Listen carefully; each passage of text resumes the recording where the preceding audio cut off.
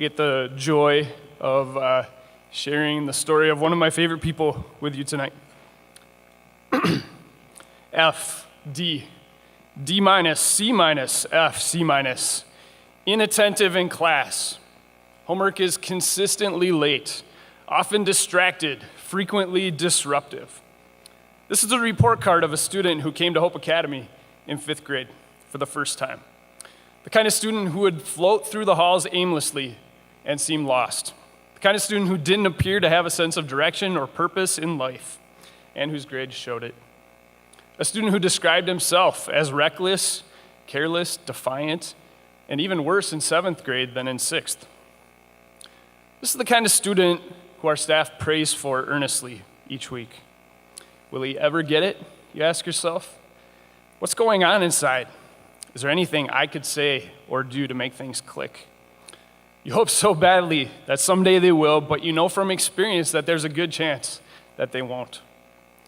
More than likely, this is someone who has already slipped too far through the cracks and is beginning a downward spiral.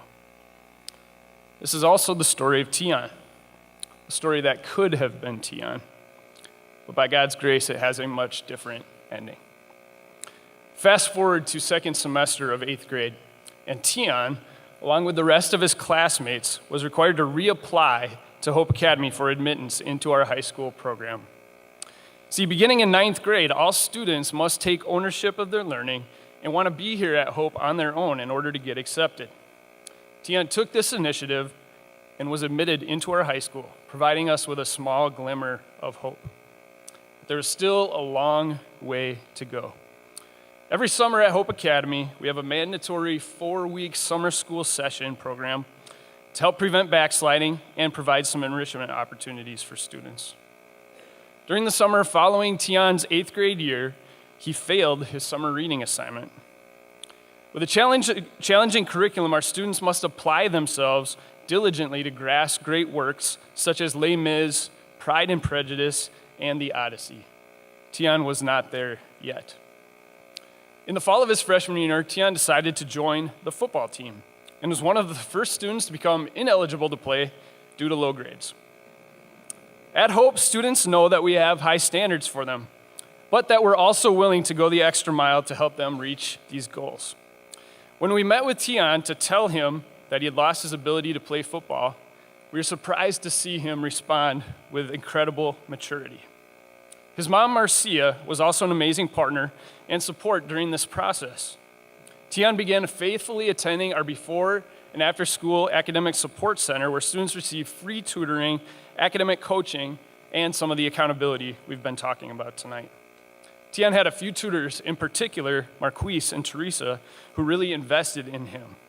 And I don't think he's ever been on academic probation since that time.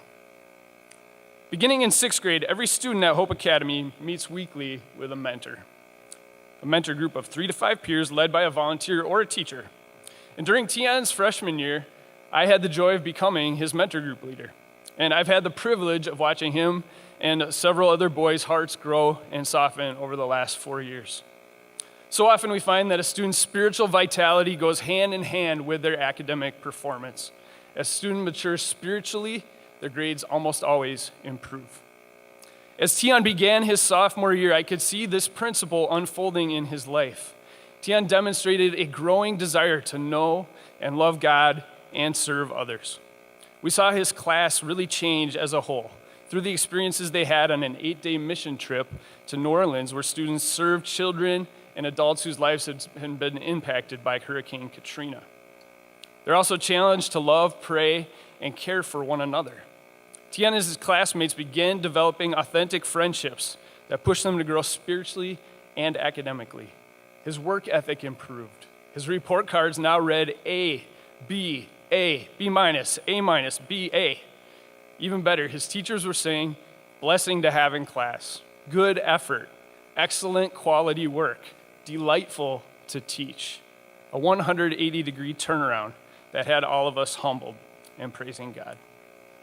But it didn't stop there. By 11th grade, Tian and his friends began to personally embrace the values that Hope has of honor, optimism, perseverance, and excellence that we emphasize in the upper school. Tian and his friend Seth had lunch in my classroom 2 or 3 times a week to work extra on homework. Tian would text or email me math problems when he gets stuck over the weekend.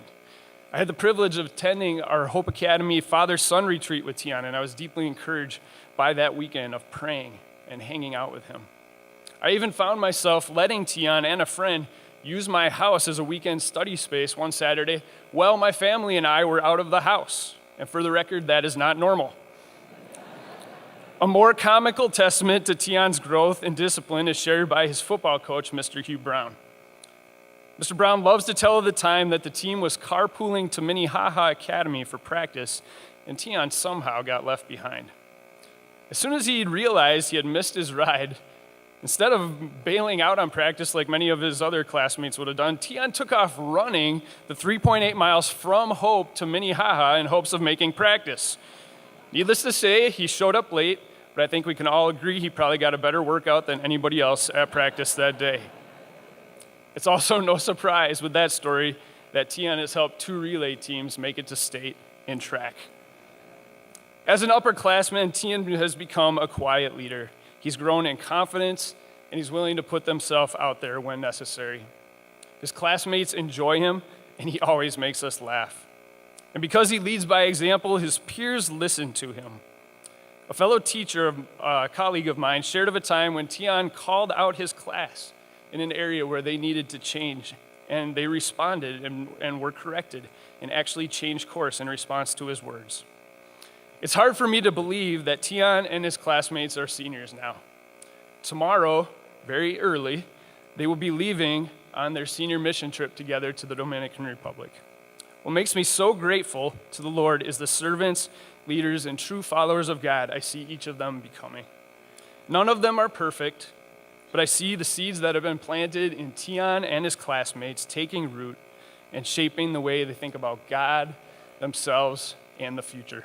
This gives me great hope as a teacher, far beyond what I could have imagined 7 years ago when I met a very different Tian.